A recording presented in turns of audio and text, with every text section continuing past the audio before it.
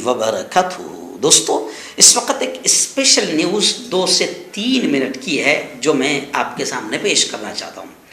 आप जानते हैं कि महाराष्ट्र की सियासत में कैसे घटिया घटिया हरकतें और नीच हरकतें की गई है और किस तरीके से महाराष्ट्र में जमहूरियत का कत्ल हुआ, सेकुलरिज्म का मर्डर हुआ और किस तरीके से बाकायदा बीजेपी ने ईडी, सीबीआई और तहकीकाती एजेंसियों का गलत इस्तेमाल करके बाकायदा अपोजिशन को तोड़ने का काम किया। ये तमाम चीज़ें तो आपको मालूम है, लेकिन मैं आपको बताऊं कि अभी उद्धव जी ठाकरे महाराष्ट्र के दौरे पर है और बाकायदा वो बीजेपी के खिलाफ 2-3 दिनों से मैदान में उतर गए हैं।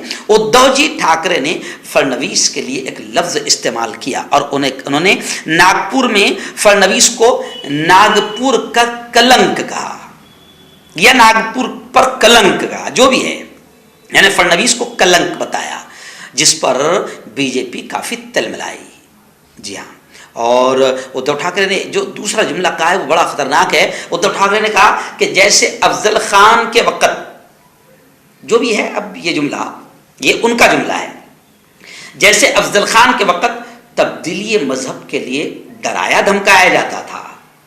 हालांकि मैं आपको बता दूं कि हो सकता है उद्धव जी ठाकरे ईमानदारी से अगर हिस्ट्री पढ़े तो उनको पता चल जाएगा। हमारे यहाँ तो धर्म इस्लाम में ऐसा है कि किसी को आप ज़बरदस्ती और डरा और धमकाकर इस्लाम कबूल करवाए तो भी वो मुसलमान नहीं होगा।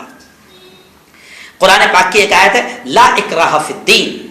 कुरान पाक का डायरेक्ट अल्लाह का आदेश है, हुक्म है कि दीन में, इस्लाम में ज़बरदस्ती नहीं। तो ना हम किसी को डरा धमकाकर मुसलमान बना सकते हैं, क्योंकि अल्लाह ने खुद कहा है कि ऐसा तुम कर ही नहीं सकते, और न ही किसी को पैसे का लालच देकर अपनी गोद में बैठा सकते हैं। तो ऐसा है ही नहीं। अब अगर कोई किसी ने किया होगा और करता होगा तो ये उसका अपना मसला है, लेकिन फिर भी हिस्ट्री अच्छे से पढ़ना चाहिए। मगर खैर, उद्धव जी ठाकरे ने कहा कि जैसे अफजल खान के वक़्त तब्दीली मजहब के लिए डराया धमकाया जाता था, वैसे ही अब बीजेपी के दौर में यही काम पार्टी तब्दील करने के लिए करवाया जा रहा है। यानी अगर बीजेपी को किसी को गोद में बिठाना है, किसी को अपने पास लाना है, तो बीजेपी एक घटिया हरकत करती है कि उसको ईडी और सीबीआई उसके पीछे भेज देती है। और जैसे ही ईडी सीबीआई उसके पीछे चली गई तो वो बेचारा मारे डर के, यानी बीजेपी के छोड़े हुए ईडी और सीबीआई के डर से फिर बीजेपी की गोद में जाकर बैठ जाता है,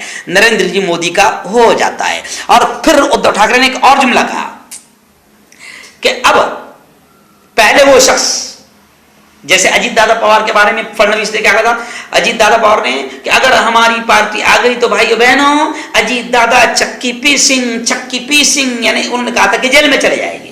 अजीत दादा इतने करप्टेड है, घोटालेबाज है, ये बीजेपी कहती थी।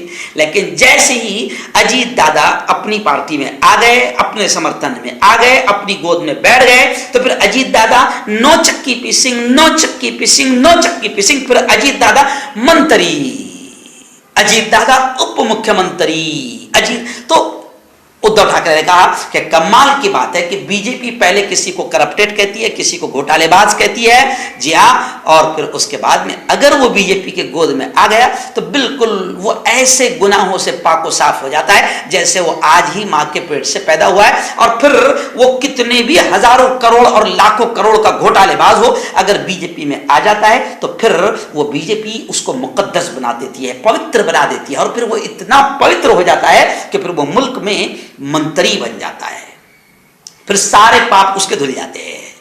इसीलिए लोग कहते हैं कि बीजेपी वॉशिंग मशीन है ना। जैसे बचपन में हम वो ऐड सुनते थे निरमा की, निरमा वॉशिंग पाउडर निरमा, वो सुनते थे ना हम लोग। तो बस ऐसे ही अपोजिशन पार्टियां कह रहे हैं, उद्धव जी ठाकरे कह रहे हैं कि बीजेपी में जैसी वो आ जाता है, फिर उसने कुछ भी किया हो उसके सारे पाप पुण्य में बदल जाते हैं, उसके सारे पाप धुल जाते हैं, और फिर वो पापी पवित्र होकर बिल्कुल साधु संत की तरह कहलाया जाता है, और फिर बीजेपी उस पापी को बड़े पद पर बिठा देती है। तो खैर, उद्धव ठाकरे ने जो फडणवीस को कलंक कहा, इसको लेकर काफ़ी, इस लफ्ज़ को लेकर बीजेपी काफ़ी तिलमिलाई है, बौखलाई भी है। लेकिन जो कुछ भी महाराष्ट्र में और पूरे मुल्क में बीजेपी घटिया हरकत कर रही है, इसकी अब सभी लोग निंदा कर रहे हैं, और इसका भुगतान अभी भी बीजेपी को भुगतना पड़ रहा है और आगे 2024 में भी भुगतना पड़ेगा, क्योंकि मुल्क पूरा के पूरा अंधभक्त और गोबर भक्त नहीं है। मुल्क देख रहा है कि क्यों लोग बीजेपी में जा रहे हैं और या कैसे उन्हें बीजेपी में लाया जा रहा है।